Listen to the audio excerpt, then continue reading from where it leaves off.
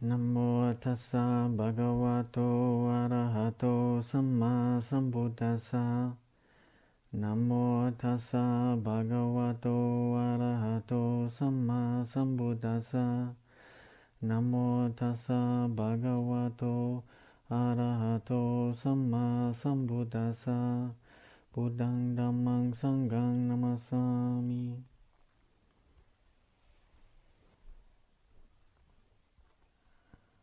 Good evening, everybody. I must admit I wasn't expecting to be sitting here on this retreat.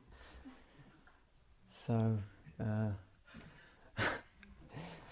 yesterday when Lumpur fell ill, a sort of knot in my stomach appeared. And it's been growing ever since. So here I am now. So I remember some of you actually were here. This Ajahn Jayanto's retreat. This was about 3 months ago, and he fell ill and had a day off and asked me to do this as well. And I actually said at the start of that talk that, Ajahn Jayanto asked me to fill his shoes for the evening, and I was glad they weren't Ajahn Sumedho's shoes. So I could probably get both of my feet in one of Ajahn Sumedho's shoes.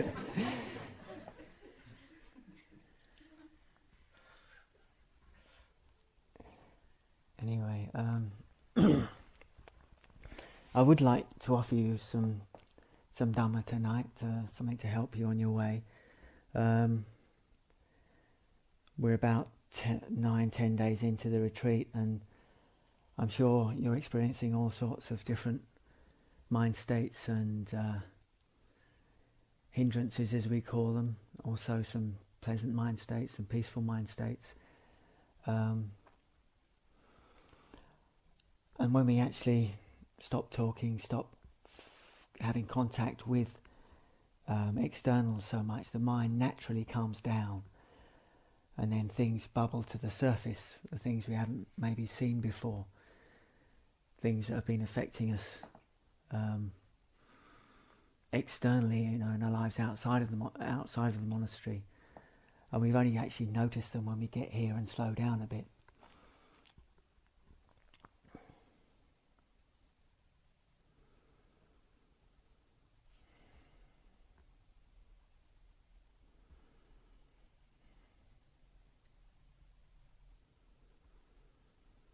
So whatever you're experiencing, you can feel it right now.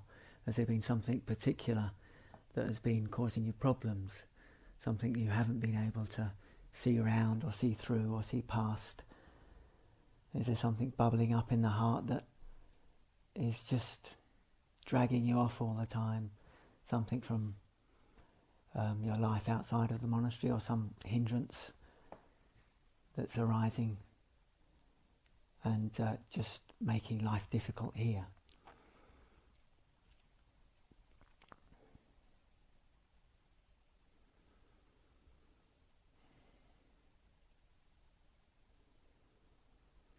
I would like to talk about the hindrances actually, but before I do that I'd like to tell you a story, because I like stories. And this one is from the time of the Buddha. There was a fisherman called Bahia, and he lived in southern India at that time, and one day he got caught in a terrible storm, and his boat was wrecked, and he was washed ashore, unconscious and completely naked. And when he woke up, he couldn't remember who he was or where he'd come from. He couldn't remember anything. So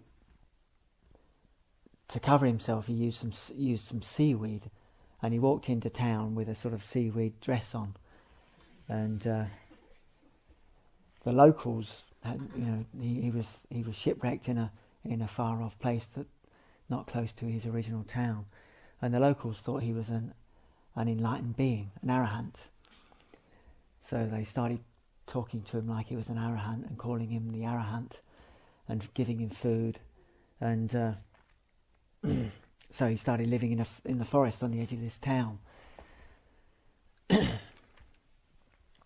After a while, the seaweed that he was wearing became a bit uncomfortable, and he decided to change to bark, tree bark, for some reason. I don't know why, but it was just the way it happened. So he got the name of Bahia of the bark cloth. So every morning he would go into the town and they would feed him and lavish praise on him, calling him wise and enlightened and an arahant.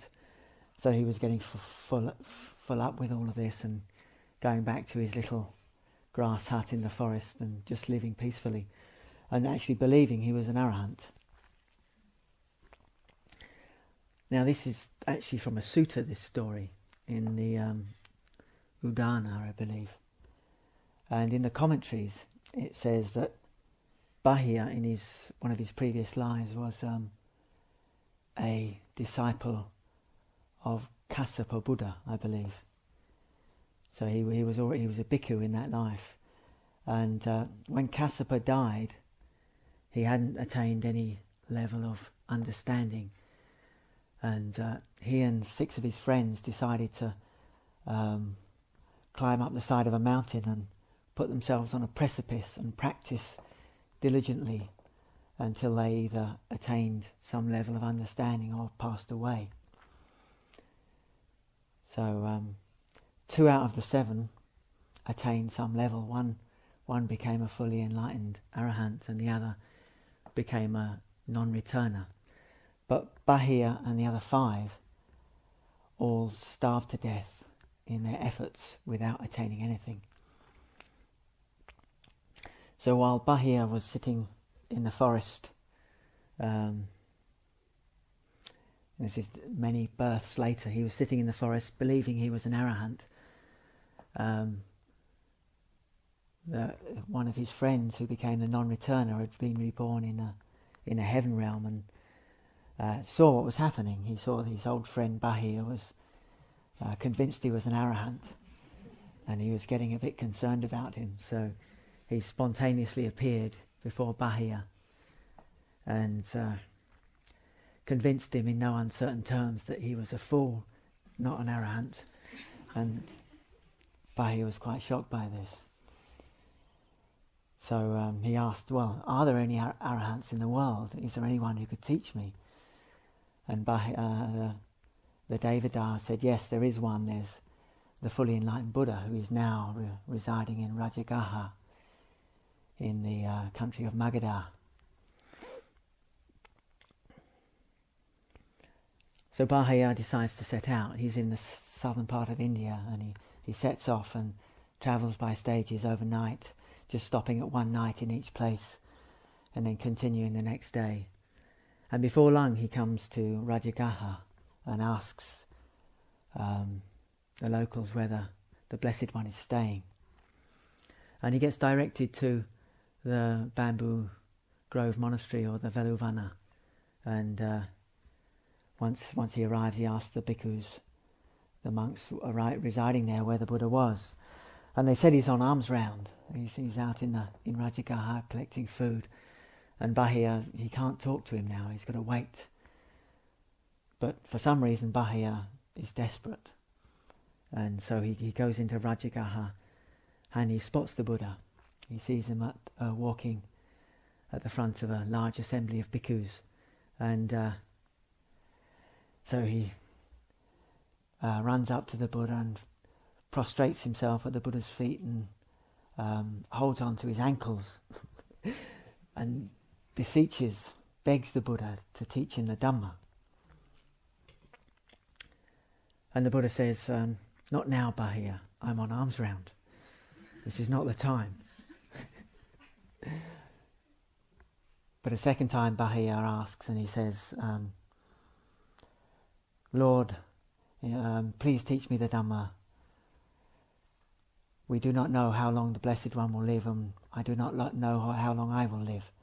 So please teach me the Dhamma out of compassion. And for a second time the Buddha refuses and said, Bahia, it's just not the right time, I'm busy. And for a third time, Bahia asks, he says, please, Blessed One, out of compassion, we do not know how long the Blessed One will live, and I do not know how long I will live. And if you've ever read any of the suttas, you see that they always ask the Buddha 3 times, and if he says no on the 3rd time, he's just not going to answer, so you might as well give up. So on the 3rd time, the Blessed One, for some reason he changes his mind, and maybe he sees some karma ripening for Bahia. And so he says to Bahia, let go of my ankles, Bahia, and I will teach you the Dhamma.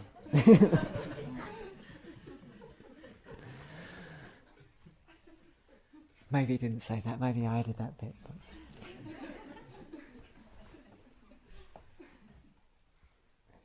Anyway, he says to Bahia,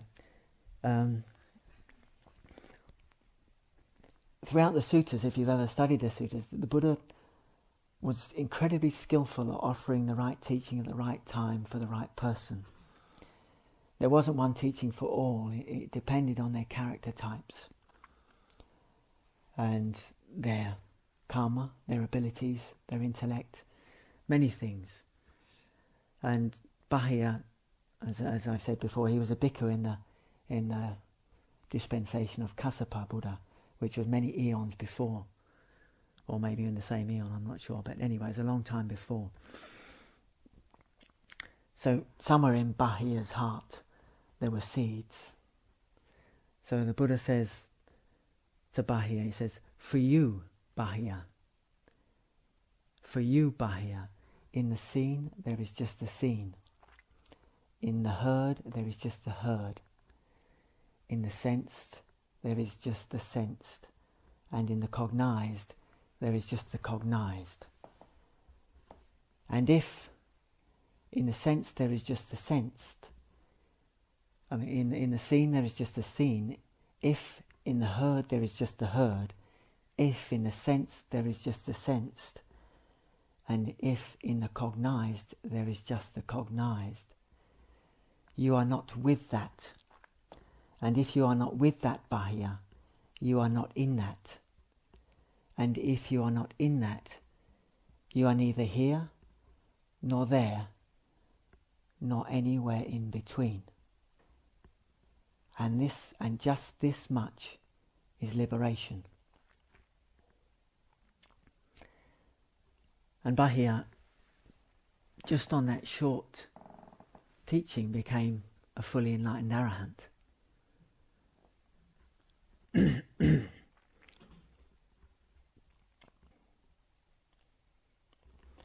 Bahia then asked to enter the order, and the Buddha said, do you have your bowl and robes, Bahia? And Bahia replied, no. So he told Bahia to go and get a bowl and some robes, and then he would ordain him. So the Buddha continued on his alms round, and Bahia walked round the corner, and there was a cow with its calf. And for some reason the cow became startled and gored Bahia to death. So Bahia died just after he became an arahant.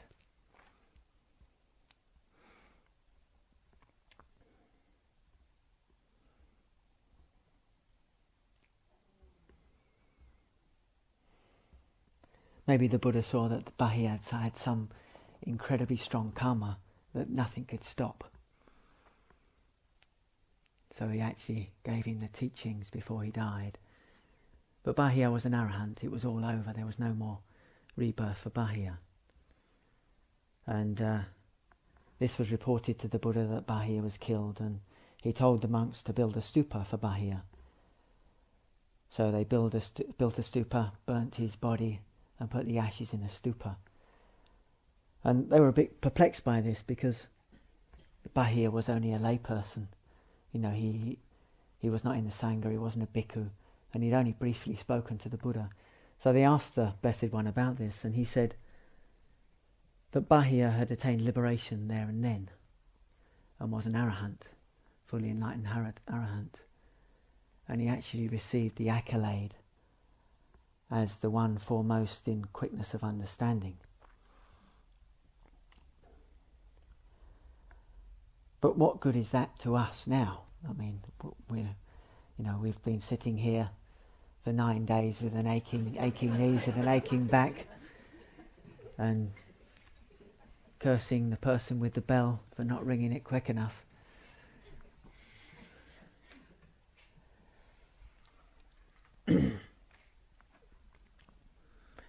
But it all depends where we're at. I mean, Bahia, even though that was the first time he received those teachings, he was obviously ripe.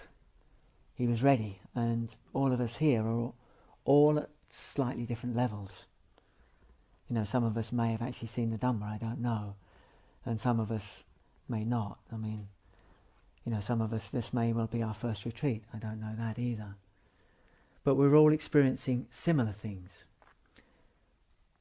We're all experiencing the 5 hindrances to some degree. An arahant has done away with these 5 hindrances, but for us, most of us, I don't know where everyone's at, but we're experiencing one of these 5 hindrances, or 2 or 3 of them. There could be a combination going on. But those teachings to Bahia, basically, he was telling him not to get involved with what was happening on in terms of the 5 senses and in terms of the mind. So he's just telling him not to attach to sights, sounds, tastes, smells, sensations, mental formations, emotions. Just leave them as they are and not make anything out of them. And then you don't buy into it, you don't become anything, you're not attached. And just this much is liberation. And this is basically, in my understanding, the way Luang Por's teaching is just allow these things to be, and then they will pass away of their own volition. We don't have to get involved with them. But of course, I'm sure all of you understand now that that's not always possible, because they range in power, and our clarity of seeing and our understanding is not always up to the task of just leaving them alone.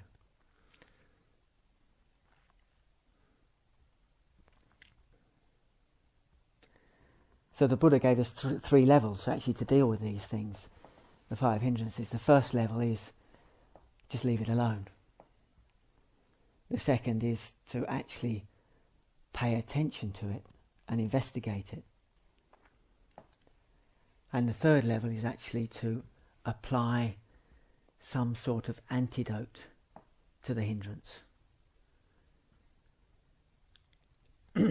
So most of the time, hopefully, we can just be in the first 2 levels and just either just pay attention or just investigate the hindrance and be with it. But sometimes it arises with such power that it may be actually affecting the way we behave and getting us in trouble in terms of the 5 precepts. So we have to take more drastic action. We have to look after our minds.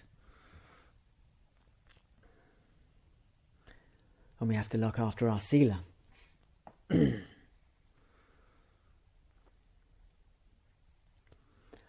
So I'm sure most of you know what the 5 hindrances is, but five hindrances are. But I'll just quickly go through them. The first hindrances, they are actually in order of power. So the first hindrance is lust or greed, and it's called kama tanha, which is around sensuality, sensual desire. And this is very, very powerful. The Buddha said if there were 2 energies as powerful as lust, enlightenment would not be possible. So this just puts it into a context. It's a very powerful force, and it's not to be taken lightly. And one of the biggest problems with this is that we like it. You know, it's an attractive energy, but it can get us in a lot of trouble. And actually, if you really pay close attention to it, physically it's quite uncomfortable. It's not pleasant. It's just what it's suggesting, or what it's focusing on. The object that lust is chasing after is actually the pleasant part. The actual energy of lust is not that nice. And then the second one is anger or aversion.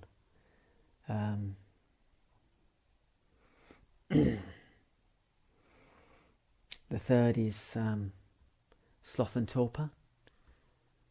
That's one hindrance, it's not two. That's sloth, sleepiness. Something maybe have experienced this at times in the morning, maybe, or after lunch or breakfast. And then we have restlessness and worry. That's another. It's just one hindrance. And the final one is doubt. And they gradually get more subtle. So anger and lust, or anger and greed, are quite obvious. We can see them quite easily. And as we go on, sloth and torpor, that's still a bit more obvious. And then restlessness, we've got to be quite aware to see that we're restless, because it tends to take us over quite easily, and we follow that one. And anxiety is, it can confuse us and blind us, and we can suppress that, and the result actually is restlessness. And then we have doubt, and doubt is the most subtle. And the Buddha gave a simile for these 5 hindrances. The simile for desire is being in debt or taking out a loan. So if you notice you're really peaceful, and then desire arises and you follow it, and then you sit down again, there's all this agitation in the heart. It's almost like we have to pay back. When we follow the desire, to recover the same level of peacefulness, we have to go through a certain level of discomfort. So we're paying back through following the desire. If we just sit and watch the desire and it passes away, that's just old karma manifesting. But if we follow the desire, then we go into debt, and we have to pay that debt back. And the simile for anger or aversion is, it's like a virus that we catch. So like a virus, once it enters the body, it starts to spread. And then if it's a contagious virus, it goes out to other people. So like anger. So if someone upsets us, it goes into our hearts, and if we start to think about it, we follow it basically, then it starts to grow, and it starts to manifest in various parts of the body, and then the thinking continues, and we have this cycle of thought and emotion, and it grows and grows and grows, and then we go over to someone else and say, "You remember what that person did to you the other day? They did the same to me yesterday." So we inflame their anger. We give them the virus, and then it grows so big in our hearts that we actually approach the person who upset us in a very angry way and give them a piece of our mind, and then they get inflamed, and then we have a conflict. So it spreads. It's like a virus, but if we don't follow it, it dies. And then the third one is sloth and torpor. The simile for this is being in prison. So you notice when you get into states of sloth and torpor and dullness, it's really difficult to get out. You're just nodding, and you just can't get out of it. Whatever you do, it just goes on and on and on. And that can actually, it's like a mild form of aversion sometimes, and it can actually lead to depression. So it's something to be very aware of, that if it carries on, gradually you can, it is possible to sink down into a deeper state. And that's why it's like a prison, because if you've ever had depression, it's very difficult to get out of it, and it's all consuming. You're in this dark place. This isn't obviously clinical depression. It's just like a normal depression of someone who meditates. You could just, clinical depression is very different. And then the fourth one, restlessness and worry. This is the simile for this is like being a slave. So when you have restlessness arising, it just makes us do things and move. We can't actually stay still. And then anxiety, when that comes into the mind, there's the anxiety, then there's the thought, and then there's the anxiety, and then we've got to sort it out. We've got to fix this thing that keeps nagging us, and it won't leave us alone, and we've just got to do something with it. It's like being a slave, the Buddha said. And the final one is doubt. And this is, the simile for this is being lost in the desert. So just imagine you're lost in the desert and you don't know which way to go. And you decide to set off in a certain direction. And you go and you go and you go, and everything looks exactly the same. And then you get confused and doubtful. And you don't know which way you're going. You just don't know what to do and how to deal with the situation. You don't know how to get out of the desert. So looking at these similes, to be free of them, how does being free from debt feel? So to do with lust, you're into debt, but when you're free from debt, that feels really nice, doesn't it? It's like you've laid down a burden. It's not a blissful high, but it's a relief. And the same when you've been sick and you've had a virus and you recover. This sense of relief, you're well again. And the same with being in prison. If you're freed from prison, it's not a very nice place to be in prison. So when you're released, great sense of relief. And also being a slave, if your master releases you, there's a great sense of relief, a sense of joy. And finally, being lost in the desert, when you find your way out, you find a place of safety, the heart will feel greatly relieved. So the Buddha gave us advice. He said, just don't follow this stuff. If you're seeing stuff arising in the heart, you can actually at least trace it back to one of these 5 hindrances. It can manifest and blow up into other things. But these are the roots. These are the roots of the problem.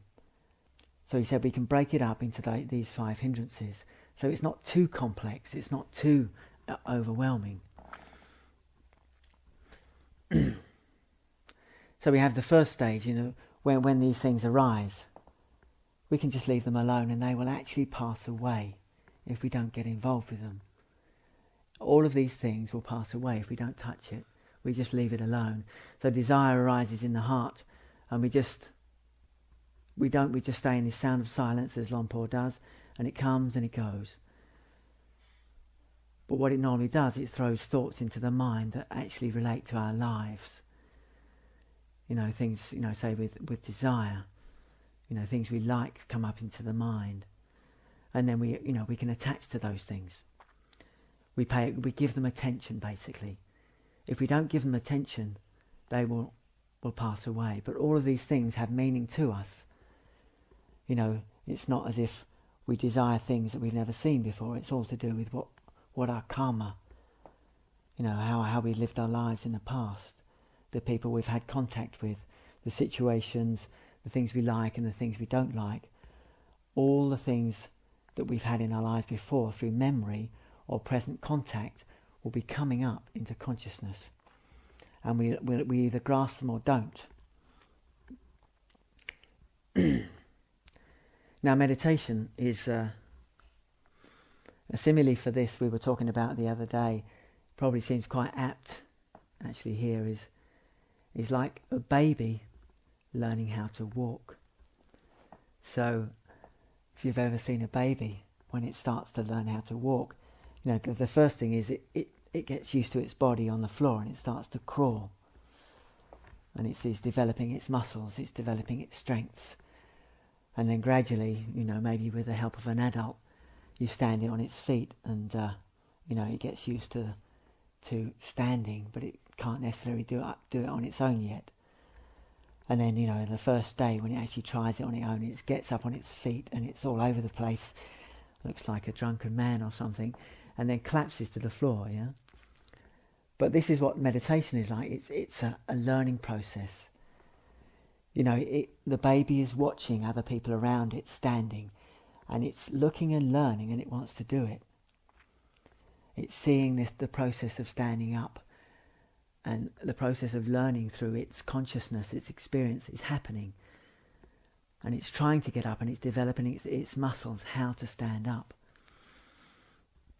And through lots of effort, trial and error, lots of falling and lots of pain, finally it gets onto its feet and it learns the skills of walking.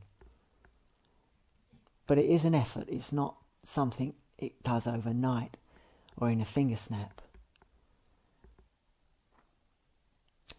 And as it develops more, it can run and all other activities that the bodies can do. But to start with, it's becoming a biped. It's got to stand on its own 2 feet. And this is what meditation's about for us when we begin. Now, many of you have been meditating for many, many years. I looked at the sheets of the list of names on the sheets. I mean, some of the people here have been meditating for 40 years. It's been a long time, so there's a lot of experience here.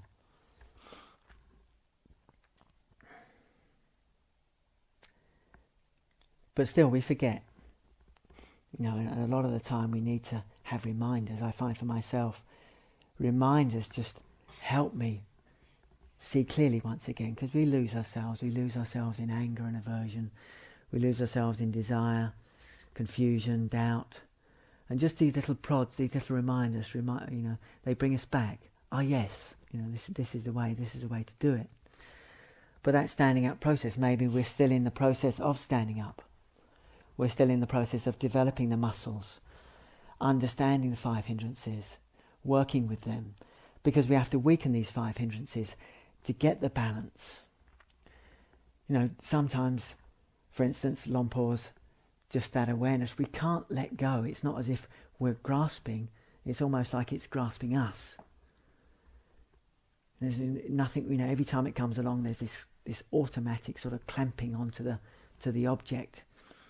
And sometimes we need a more inventive or forceful way of disconnecting from that object. Not in an aggressive way, but in a skillful way. It's like a tool we need to use to just prise our minds off the object or off the hindrance. So the first 2 levels, like the Buddha gave us, were the first one is just letting it be, leaving it alone. And if we do that for long enough, actually that will burn out completely. We're not buying into desire for 20 years. That gets weaker and weaker and weaker. If you've ever given up anything in your lives, like say smoking, if you've given up smoking, to start with the desire is really strong for that. You want to go back and have a cigarette. But gradually that desire fades away and it dies out. So this is the same. If we're not buying into desire at all, it arises, and gets weaker and weaker and weaker, and eventually completely dies. But this takes a lot of effort, because the manifold attractions of the world are always seeking us out. So the second level the Buddha suggested was paying attention to the object and looking at it directly, trying to understand that object, trying to understand the hindrance and how it takes over our mind. So it's taken us over, and then we look at it, we understand it, we look at it from various levels, and then something clicks and we let go. And then the third level is actually applying a salve or an antidote to the hindrance. And this is, this is when they get quite extreme. The hindrances get quite extreme, and we're getting into trouble, basically. For instance, we're married, and we start finding someone else really attractive, and we're getting drawn into this relationship that's actually going to cause a lot of trouble, and we have to do something about it. So the Buddhists gave us these antidotes to these hindrances, so we can, get out of debt, get out of prison, get well again, find our way out of the desert and free ourselves from slavery. And some of these particular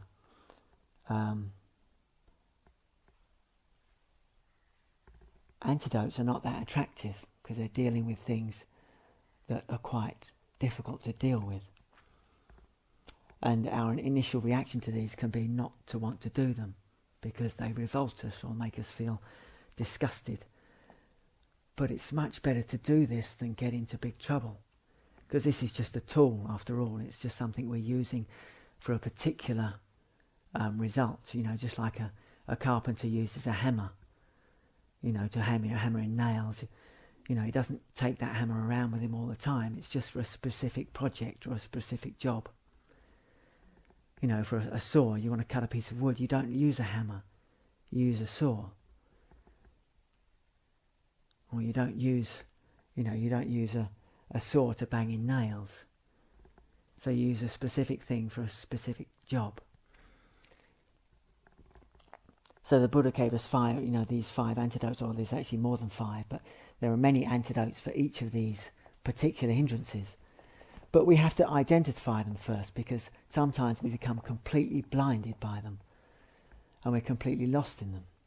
And they can actually appear in consciousness, not just one at a time. It would be much easier if it was just one at a time, but sometimes it's 2 or 3. It's not as easy as it looks. In fact, it's, learning how to walk is easy compared to meditation. For some people anyway. Well, for me it was. And still is. So but these antidotes have been very helpful for me, and they've cut through a lot of blackness and darkness and helped me move forward and see more clearly, because initially I couldn't connect with Lompo's teachings because it is very direct, incredibly, it's right to the point. It's very beautiful and it works for me. It truly does work. But it took me about 12 years to connect with it, because the rest of the stuff was so powerful that was happening in my heart. And I had to just sort of weaken these hindrances a bit more so the clouds could clear for a few seconds, so I could see the sun. I could see the light. So like I said, these antidotes can be quite ugly. And but if we really want to break through, we have to use these things, not shy away from them. They're skills, they're tools. It's an aid. Just because you don't like the look of something, or you don't like a medicine. Sometimes medicines are particularly unattractive or distasteful, but they actually do the job for us. They make us better. So some of these hindrances are some of these antidotes are distasteful.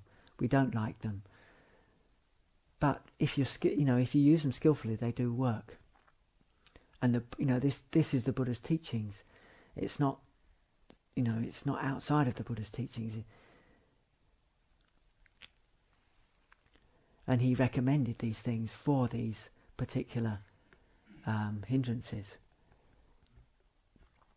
So the identification first. For instance, we'll start with the most refined, because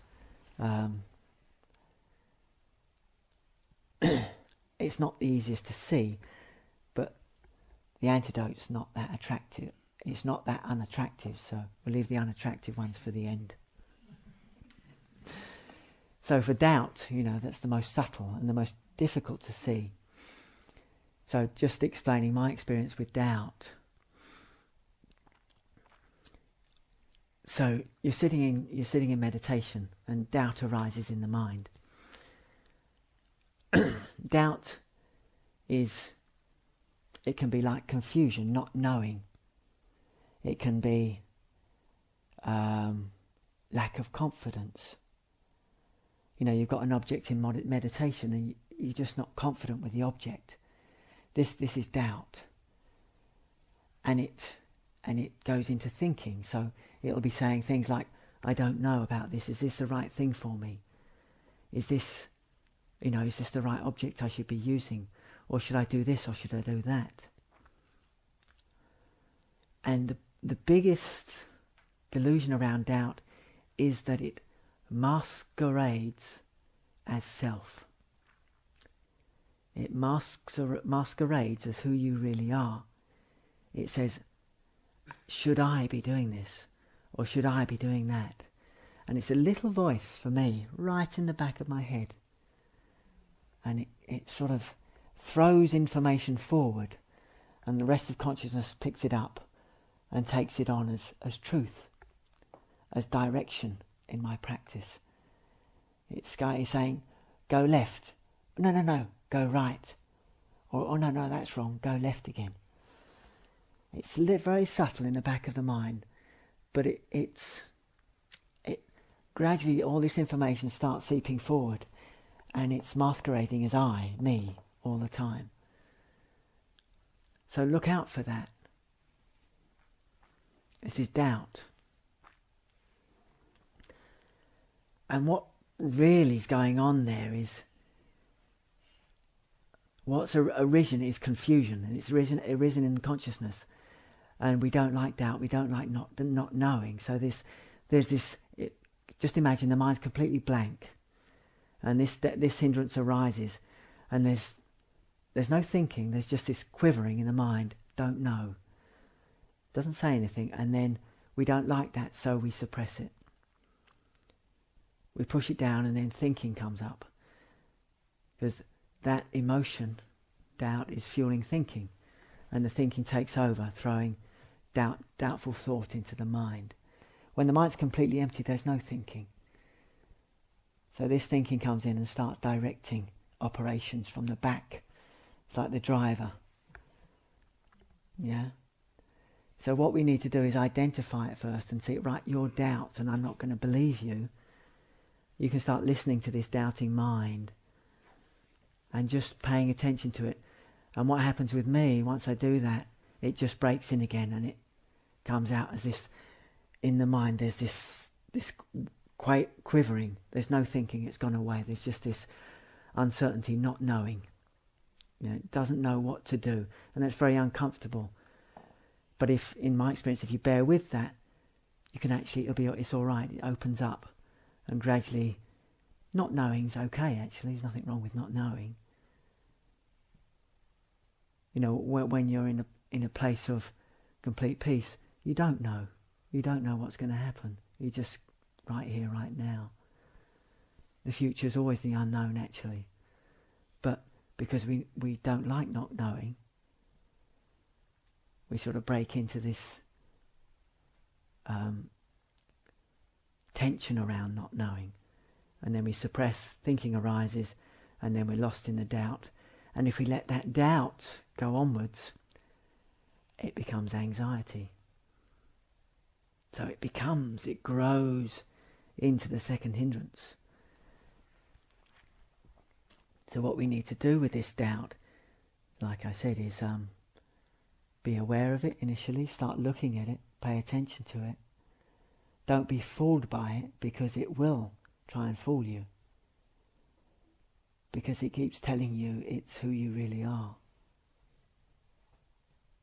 So don't be fooled by it. Turn yourself back on it and look at it. Open up to it. And what I like to do is actually, while this is all happening, as soon as you see doubt, you can start undermining its power. So I just like to throw a few words into consciousness like trust. The opposite of not not knowing or not trusting. That's what doubt is. It's you don't trust. So just as a suggestion to consciousness, as a not as an imperative, not as an order, you're just encouraging a sense of trust in the mind. You throw this word in there, and then the doubts come, and you say, no, I'm not paying attention to that, I'm not paying attention to this, just trust. And gradually things will open up, and you can start letting it all go. But if it does go into anxiety, then there's this sort of, the quivering in the heart becomes more intense. And I've suffered both with doubt and anxiety a lot. But I must admit, the anxiety's not much at all anymore. It's mostly this doubt that's left, and it arises, and I just have to keep unpicking it. So if you get it down to doubt, I find the anxiety's quite minimal. So if you do suffer from anxiety, start looking at this now. And my understanding or my experience of anxiety, if that reaches a certain level, through suppression again, we become extremely restless, and we're pushing this down, this anxiety, and we can't sit still anymore. So this is why restlessness, anxiety go together, because they're connected. The anxiety becomes too much for us to bear, and so we start distracting ourselves.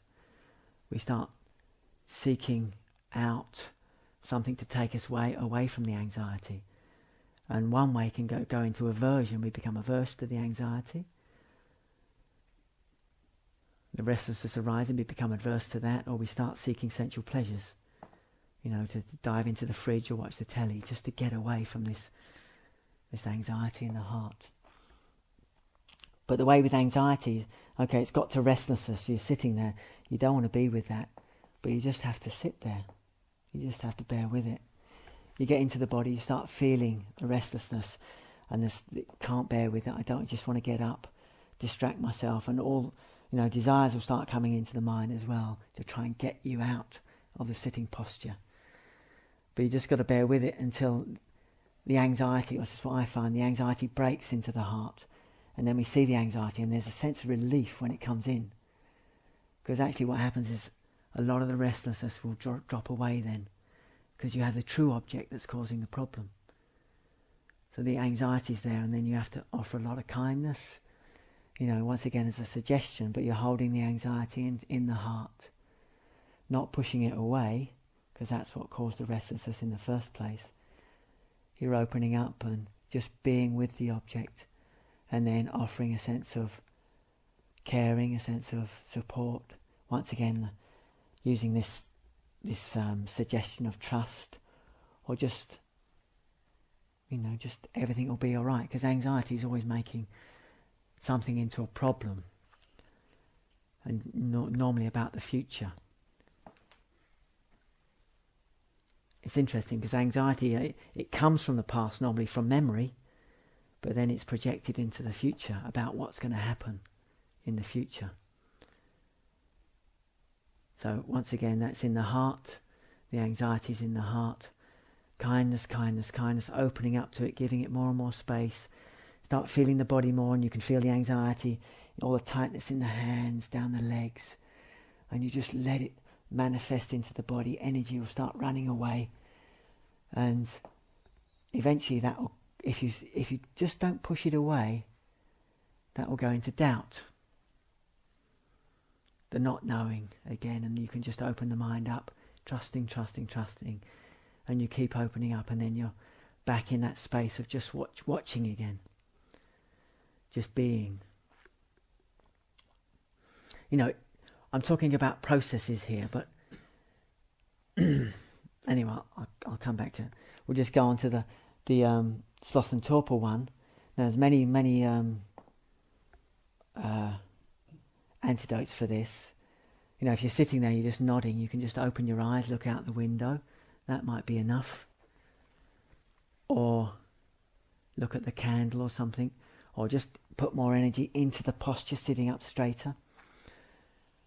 Or you can actually just be aware of the effect, what's happening with sloth and torpor, as it affects the body. Start paying attention to the sloth and torpor. Start feeling the effect around the eyes and the face. What's going on with that, especially around the eyes.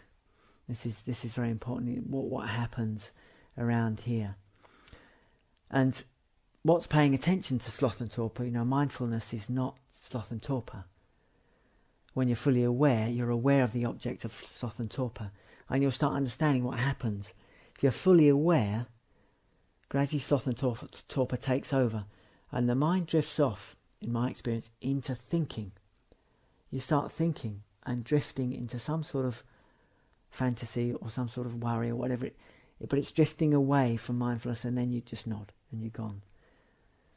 So if you watch this process happening, you can see how it happens, sloth and torpor, the nodding effect. So you can be fully aware of the process of going into thinking and nodding.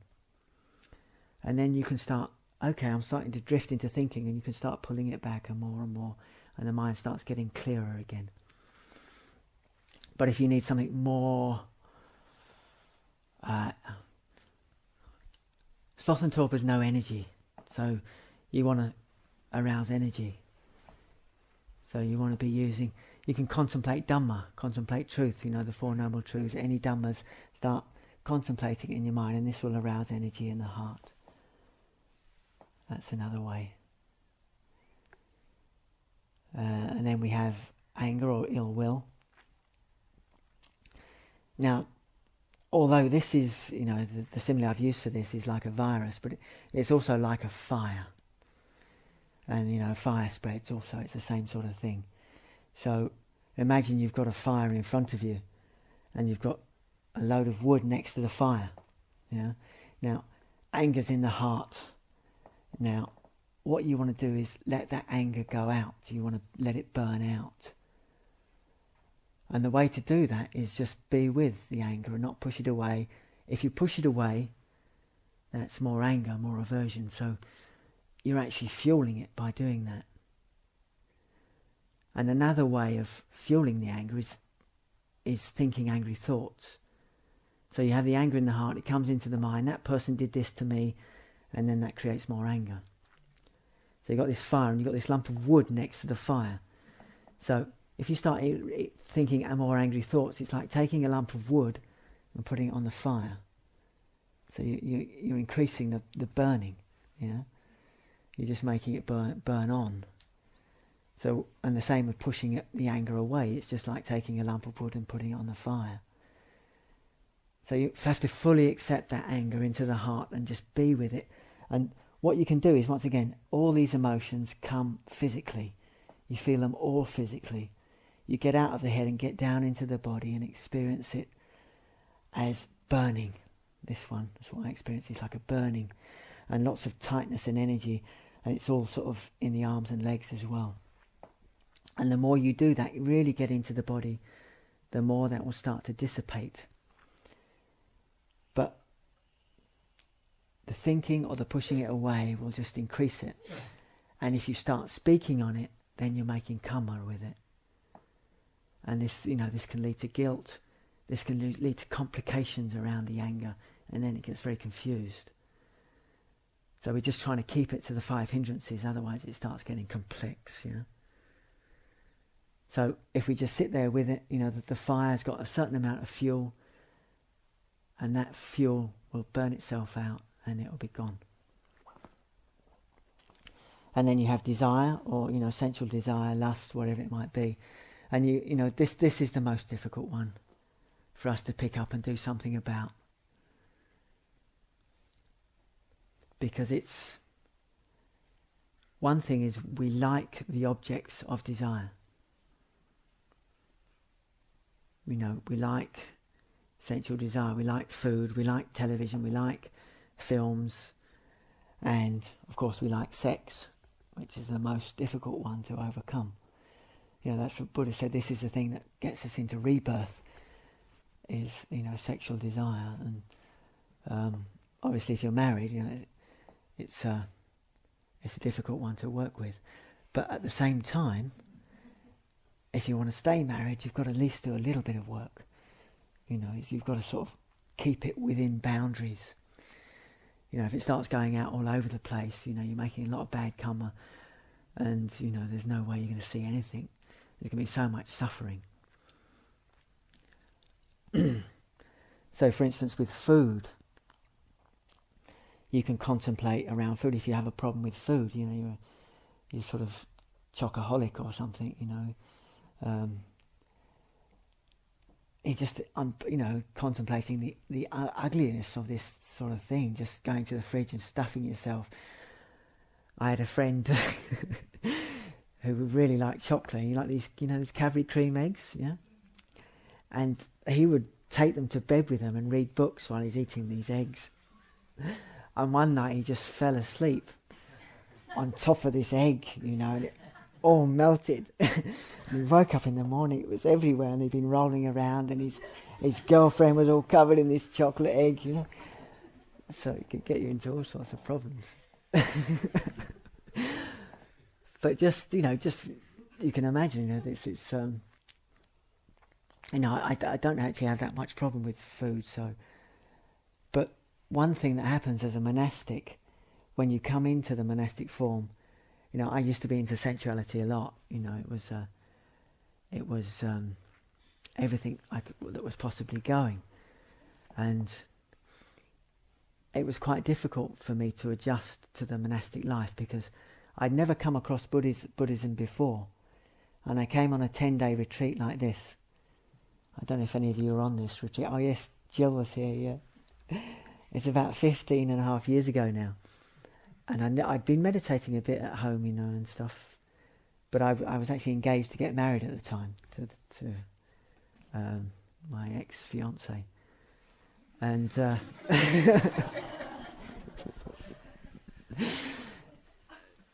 so we've been living quite, you know, an active sensual life, as it were, together.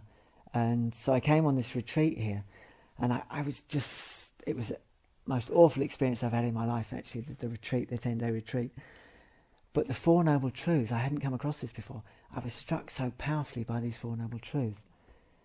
So I just realised I had to do something, you know, I had to change my life. So I went home and told my fiancée I was going back to the monastery. And in 5 days I had come back, and I haven't been out since. So I haven't, not this particular monastery, but all the monasteries. So I left on the Sunday and I came back on the Friday. I was also running a small business and I closed that down as well. So it's quite a sort of drastic turnaround. So you can imagine a full sensual life, and suddenly all that was left was food. So I do tell a little fib there. It was a problem for about 5 years or so. But you know, after a while you work on these things, and you can actually work on little skills to bring it down. So just seeing how unattractive it is, you know, and actually even after you've eaten it, you know, like a chocolate eclair, you put it into your mouth and chew it up, and what's it like after it's gone down? You know, it's not that attractive anymore, is it? Ajahn Chah, actually, if monks had problems with food, he'd tell them to chew it up and spit it out, and he'd say, "Do you want to eat it again now?" Now, this obviously is extreme, but we're talking about extremes. Like I said, this is the most extreme way of handling things, yeah? So most of the time we can just sit and watch it, it'll pass by. But, you know, if you just can't get your head out the fridge, using a skillful means, it's a tool. It's like locking the fridge for you or something like that, you know. And, you know, the most extreme is, you know, when you're sitting on the toilet and it comes out afterwards. You've just eaten that the day before, haven't you? Okay, this is pretty disgusting now, but you get my drift, you know. There are ways and means to work with this thing, and if you're really serious about this practice, you've got to be prepared. You know, we're contemplatives here. We're prepared to test the mind, to throw something into the mind to see what happens. If we put boundaries on our mind, say, well, I'm not doing that, I'm doing this. Actually, you're not picking up the Buddha's teachings, because he gave us a broad range of tools to use, and some of them this is one of the tools he gave us, to work with this. And the most difficult one is the asubha practice, This is around sexuality or lust, Now, subha means beautiful or attractive, and asubha means unattractive. So this is called asubha practice. So we're looking at the unattractive side of the body. Now, you've got to be committed to practice to actually start using this, and actually be sick to death of being stuck in this stuff. And it really helps free the heart. It really helps move us back into the centre, because lust is an unbalanced mind state.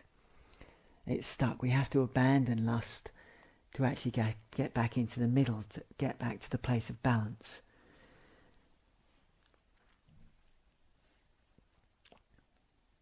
And it's a tool. It's not an attitude to carry around.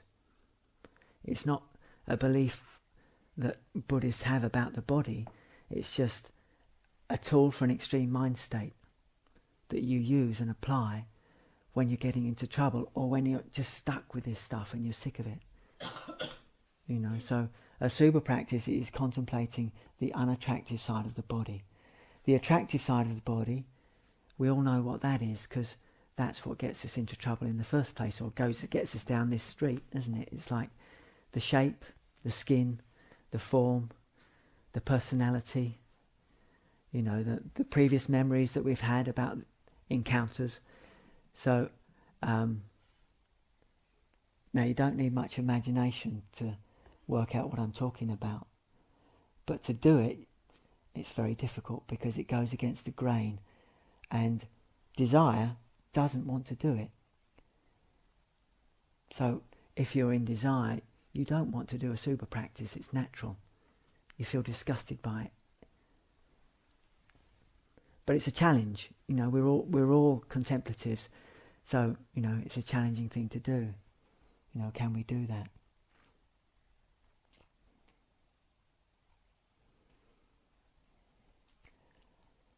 Okay, I won't talk about this too much anymore. Just before I finish, I've talked quite a while already, but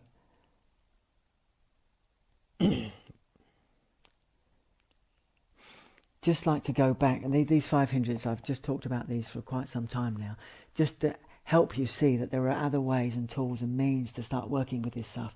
If you're completely stuck in one thing and you're not picking up Lompo's teaching, there are ways just to work with other stuff. It doesn't mean you can't get it. It took me 12 years to start seeing what Lompo's talking about, because it's so direct. It's going right to the heart of things, and it's pointing at emptiness. It's pointing at truth.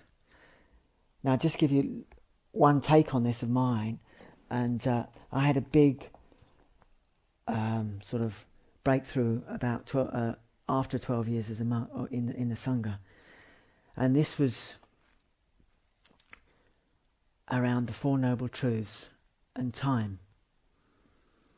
Now, Lompo's always been pulling us back into the present moment, into the present reality. But time is something also to be investigated, because we are completely deluded by time. Time itself is a complete delusion. It doesn't actually exist. And the whole world is wrapped up in it. And our whole mindset is completely stuck with time. Our language, the way we live our lives, everything is controlled by time. And we're conditioned by time from a very early age. And how we approach meditation, to really stand up as a child starts to walk, in my understanding, we've got to understand time. We're never going to be able to stand up and run around until we understand this, because our minds are completely trained into this time concept, because it's not reality, it's a concept. But we believe it's reality. So we approach meditation in a linear way. Lompo's spoken about this briefly, but we approach meditation the same way we approach something else, about getting something better than we've got now in the future. But time is it's the belief in time that does that, because the practice is pointing right here, right now. Now, when we say the present moment, this word moment in itself is not helping us. Because it also means, when I hear the word moment, it means it's passing. There's going to be another moment after this moment. But of course there's not another moment. Now I want to ask you a very important question, and I want you to listen very deeply to this question, all of you. Is it ever not now?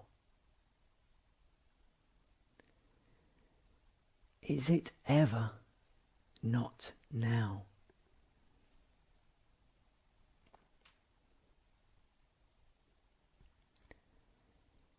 It's always now. It's not passing.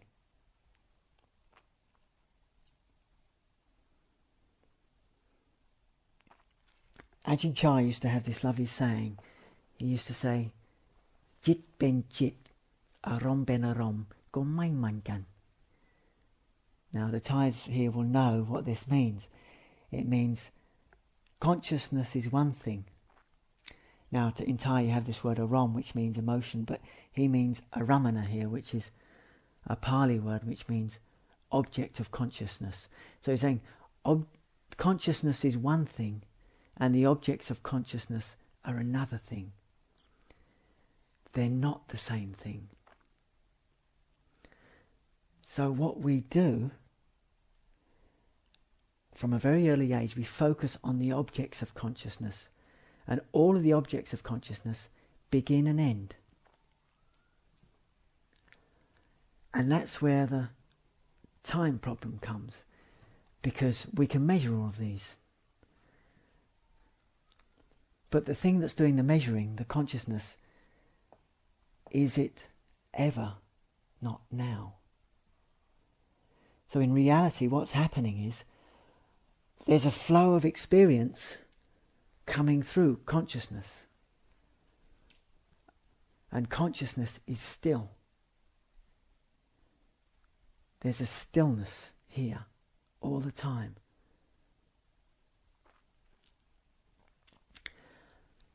What are the objects of consciousness? It's day and night. It's experience. It's thought. It's emotion. It's physical form. Everything outside of consciousness. All of these things that come through at time bound, this day and night process. Completely deluding, because just imagine you're outside of the orbit of the planet and you're looking down at the planet and the sun's there. You've just got this spinning planet. Day and night don't exist. And you just look at the sun, you've got nothing to measure time by. There's just consciousness and the sun. It's only because we have so many things to measure time by that we get obsessed with it and caught up in it. But there isn't any time.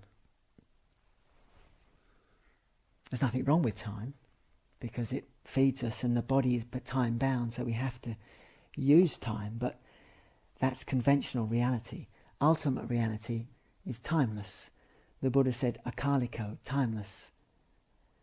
And he also said santitiko, which is apparent here and now.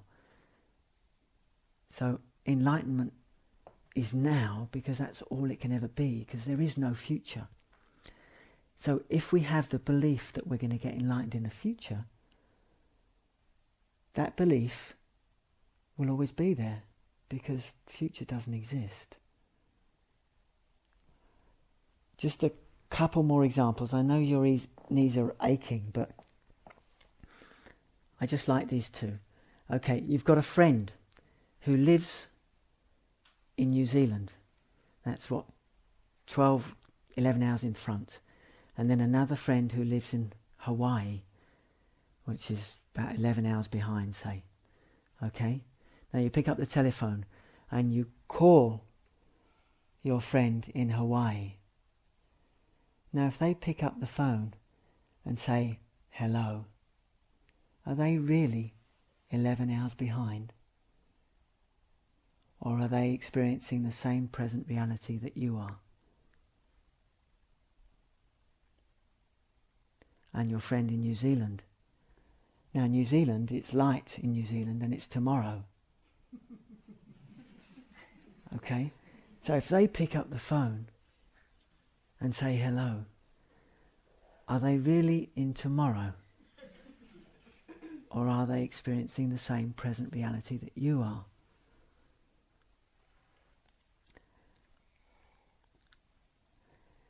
There's a line that goes all the way down the Pacific, an imaginary line that man has created, a concept called the International Date Line. Now, in Russia, on the very, very east coast of Russia, that's where we're going to start. That's where the day begins. We say the day begins on the east coast of Russia. Okay? The very, very east coast, which is just a little stone's throw away from Alaska. But Alaska is 23 hours behind that part of Russia. And they both experience the same sun coming down, but it's 23 hours behind. So if you really like Christmas, you could have Christmas Eve in the very east coast of Russia, and when it ended you could fly into Alaska, which would take about an hour, and go back 25 hours you'd go back, or no, 23 hours, or whatever it is, it's go back a day almost, and then you could have Christmas Eve again.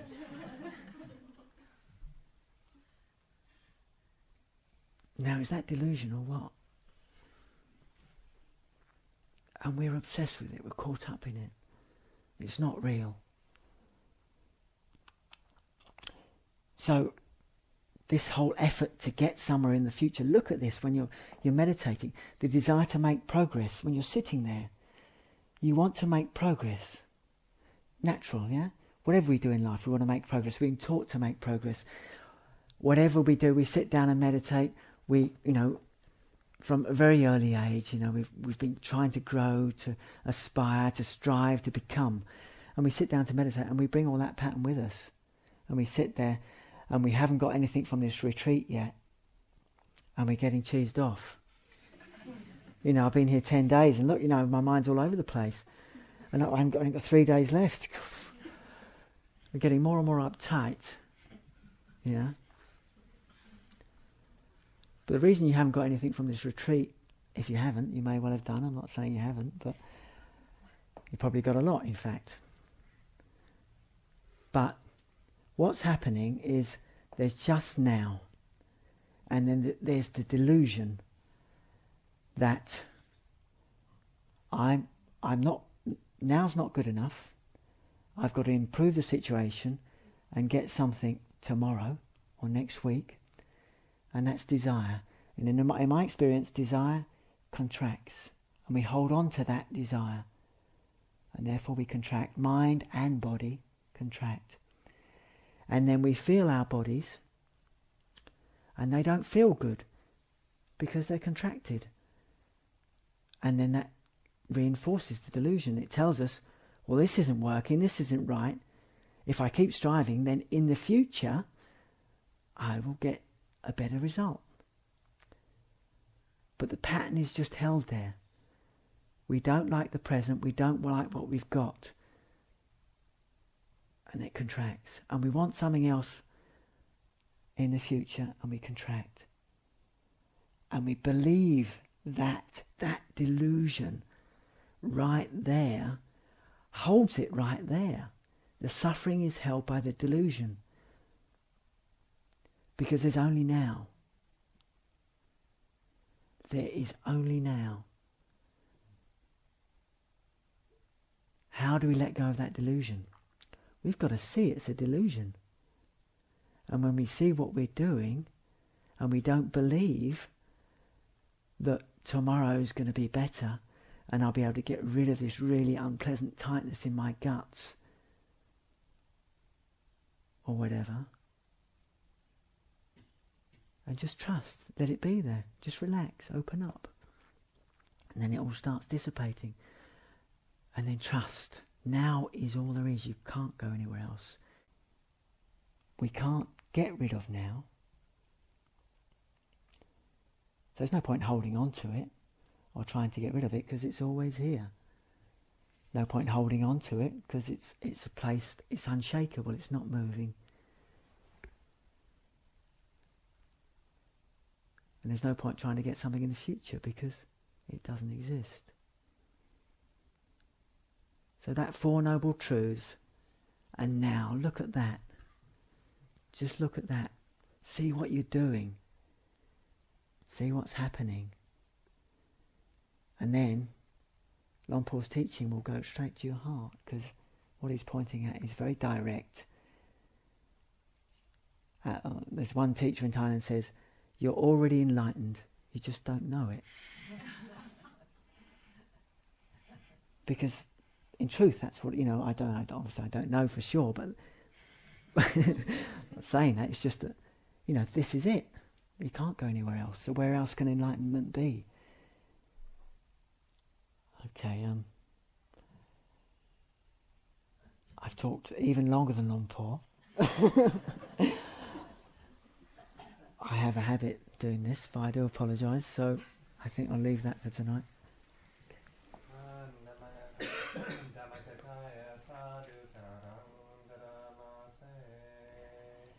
Sadhu, sadhu, sadhu.